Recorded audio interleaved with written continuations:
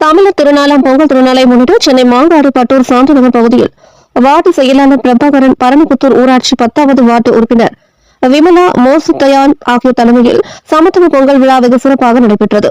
இதில் பரத் ரவீந்திரன், பட்டூர் பிரகாஷ், அஸ்வின் ஆகியோர் முன்னிலை வகித்தனர்.